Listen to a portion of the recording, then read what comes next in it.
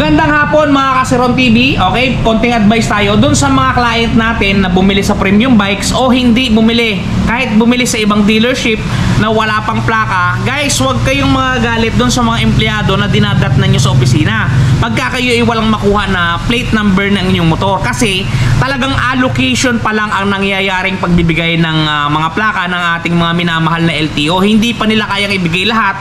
Kaya sa absence ng inyong mga plaka, gumawa naman ng paraan si Premium Bikes head office namin para matugunan ang inyong mga problema.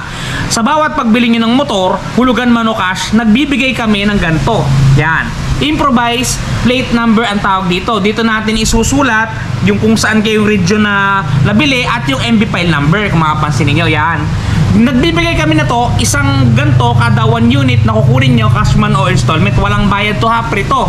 Kaya dun sa mga client natin na wala pang plaka hanggang ngayon, huwag kayong magagalit sa mga dealership o sa mga employee ng Premium Bikes na nadadatnan ninyo sa mga opisina kasi talagang hindi sila makakagawa ng plaka para sa inyo. Pero mabibigyan namin kayo ng temporary plate pagka wala pa talaga kayong allocation na plate. Okay, konting paalala yan mula kay Siron TV para sa mga mamahal na manonood.